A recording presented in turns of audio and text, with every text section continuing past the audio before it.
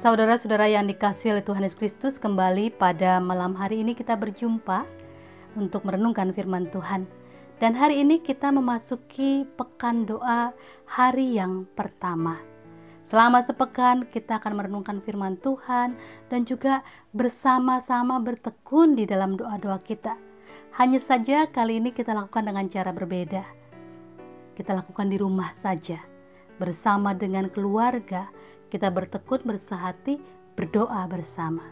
Biarlah ini akan dapat kita lakukan selama sepekan, dan situasi ini tidak mengurangi semangat dan sukacita kita untuk melakukan pekan doa ini. Mari kita berdoa sebelum merenungkan firman Tuhan. Kami bersyukur ya Tuhan, sampai saat ini Engkau memelihara kami. Sekalipun dalam keadaan yang prihatin, kami percaya Engkau hadir di tengah-tengah kehidupan kami, memampukan kami untuk menghadapi situasi ini, dan terlebih juga menguatkan kami untuk menjalaninya. Dan kami percaya pada saatnya semua ini akan berlalu dengan pertolongan Tuhan. Kembali di malam hari ini, kami boleh bertekun bersehati ya Tuhan. Kiranya Engkau yang memampukan kami untuk bertekun, memberikan semangat kepada kami untuk melakukan selama sepekan ini dalam kesehatian kami bersama dengan keluarga, sehingga pekan doa dapat tetap kami hayati di dalam persekutuan umat Tuhan. Dalam nama Tuhan Yesus Kristus kami berdoa. Amin. Malam hari ini kita akan merenungkan firman Tuhan dari Yohanes 16 ayat 12 sampai 15. Yohanes 16 ayat 12 sampai 15 demikian. Masih banyak hal yang harus kukatakan kepadamu, tetapi sekarang kamu belum dapat menanggungnya. Tetapi apabila Ia datang, yaitu Roh kebenaran, Ia akan memimpin kamu ke dalam seluruh kebenaran. Sebab Ia tidak akan berkata-kata dari dirinya sendiri, tetapi segala sesuatu yang didengarnya itulah yang akan dikatakannya, dan Ia akan memberitakan kepadamu hal-hal yang akan datang. Ia akan memuliakan aku, sebab Ia akan memberitakan kepadamu apa yang diterimanya daripadaku. Segala sesuatu yang Bapa punya adalah aku punya. Sebab itu aku berkata, Ia akan memberitakan kepadamu apa yang diterimanya daripadaku. Demikianlah firman Tuhan. Kiranya kita diberikan semangat dan sukacita untuk merenungkan dan melakukannya. Saudara-saudara yang dikasihi oleh Tuhan Yesus Kristus, saya yakin saudara-saudara pernah mendengar ungkapan bagaikan anak ayam kehilangan induk. Ya, ungkapan itu menggambarkan seorang yang kehilangan pimpinan, atau seorang yang kehilangan orang yang sangat berarti dalam hidupnya, yang biasa memimpin, menuntun, membimbingnya, lalu ditinggalkan, maka dia akan seperti orang yang kehilangan arah, ya, tidak tahu mau ngapain, tidak tahu mesti melakukan apa, tidak tahu apa yang akan diperbuatnya. Dan kondisi ini bagi seorang yang kehilangan itu membuat hatinya galau, ya. Kondisi ini yang tidak diinginkan oleh Tuhan Yesus. Itu sebabnya dalam percakapan dengan murid-muridnya sebelum Ia pergi meninggalkan mereka, Yesus memberikan kata-kata semangat, sukacita, dan penghiburan, karena Yesus katakan dalam Yohanes 14 ayat 18, Aku tidak akan meninggalkan kamu sebagai yatim piatu.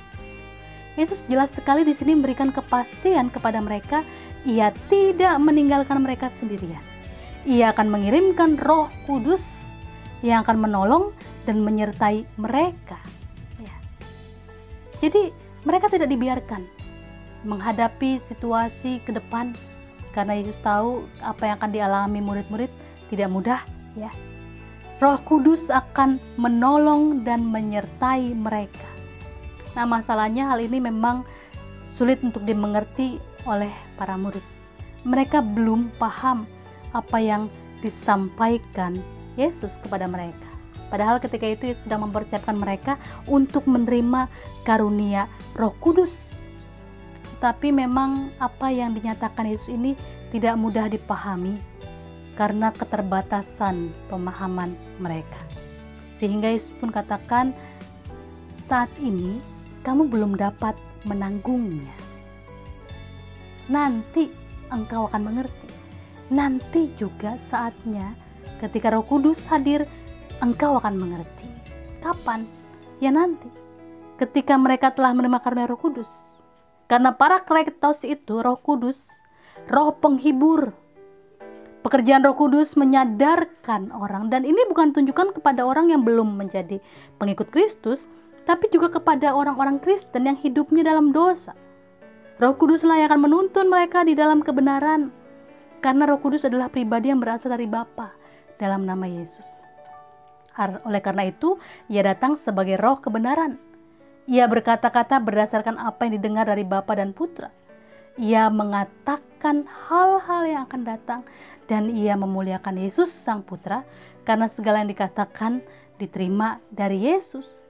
Jadi Yesus menjelaskan peran Roh Kudus ini dalam kaitannya dengan persekutuan sebagai anak dengan Bapa. Karena Roh Kudus ini akan memimpin mereka dalam seluruh kebenaran yang nyata. Mereka akan dituntun. Hanya saja memang cara kerja Roh Kudus ini, Roh Kudus tidak memaksa orang untuk berjalan dalam kebenaran, tidak.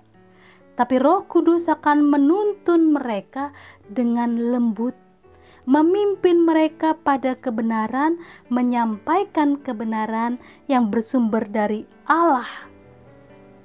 Jadi bukan dalam paksaan, tapi akan memberikan kebenaran itu untuk dapat dipahami, sebagaimana yang Yesus katakan kepada para murid. Roh Kudus juga akan membuat setiap orang percaya merasakan kasih karunia dari Tuhan Yesus.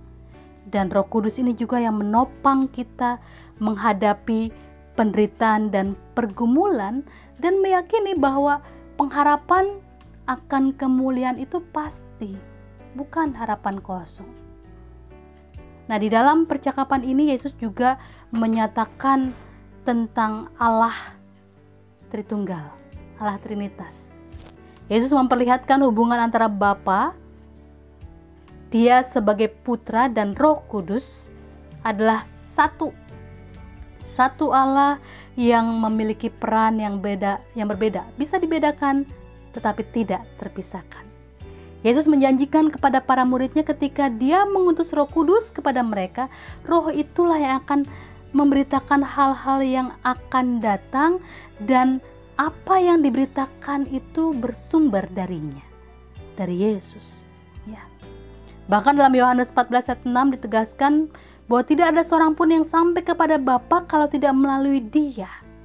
Jadi kesatuan Bapa, Putra, dan Roh Kudus ini juga dinyatakan Yesus. Kesatuan ini diungkapkan Yesus bahwa Dia dengan Bapa satu. Yesus di sini juga mengajarkan tentang Allah Tritunggal, ya, di dalam kehidupan para murid dan juga kita sekalian, tentang Allah Tritunggal yang hadir di dalam segenap kehidupan kita di tengah-tengah berbagai keadaan, terlebih juga di tengah kehidupan kita saat ini.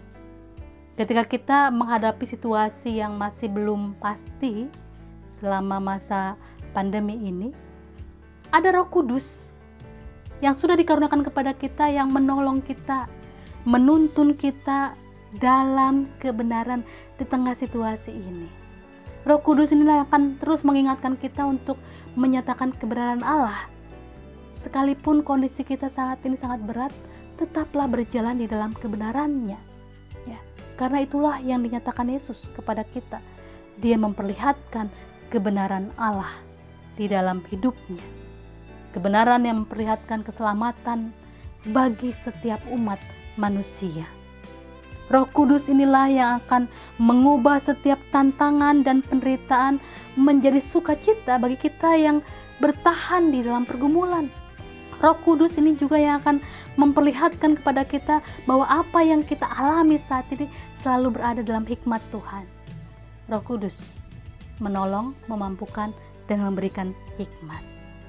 Karena itu jika sepanjang hidup kita sampai saat ini kita masih berada dalam keadaan baik, kita percaya pertolongan Tuhan terjadi melalui Roh Kudus yang memampukan kita melalui semua ini.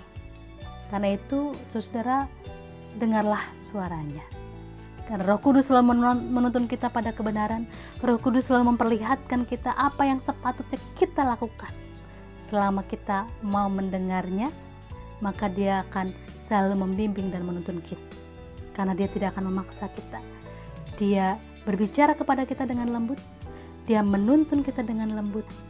Karena itu mari sepanjang pekan doa ini kita kembali menghayati peran Roh Kudus dalam hidup kita.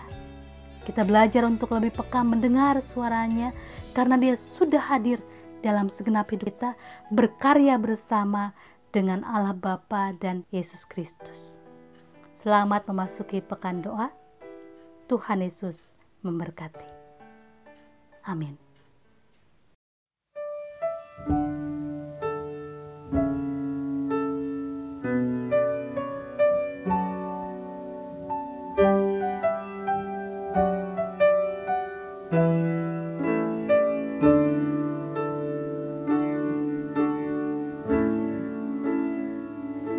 Saat keadaan sekelilingku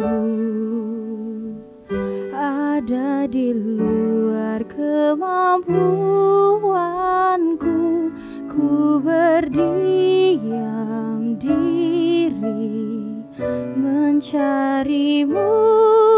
Doa mengubah segala sesuatu. Saat kenyataan di depanku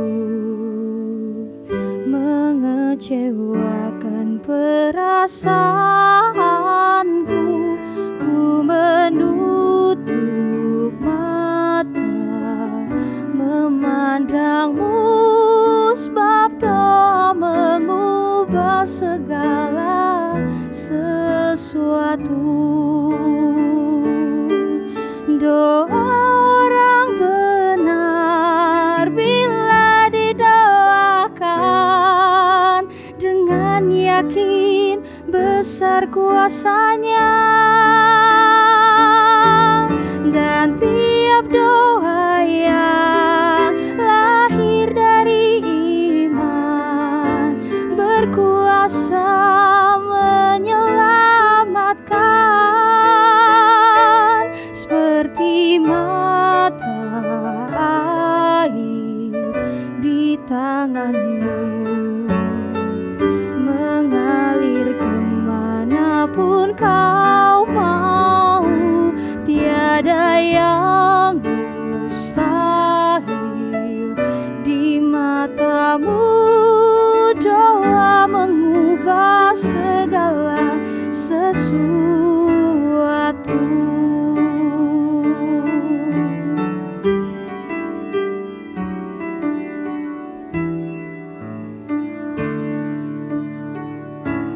Saat kenyataan di depanku mengecewakan perasaanku, ku menutup mata memandang-Mu, sebab doa mengubah segala sesuatu.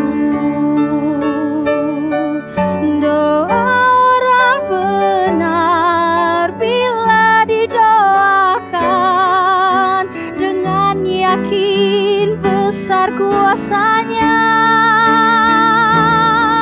dan tiap doa yang lahir dari iman berkuasa menyelamatkan, seperti mata air di tangan-Mu, mengalir kemanapun Kau mau.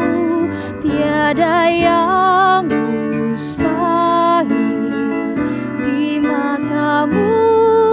Doa mengubah segala sesuatu, sebab doa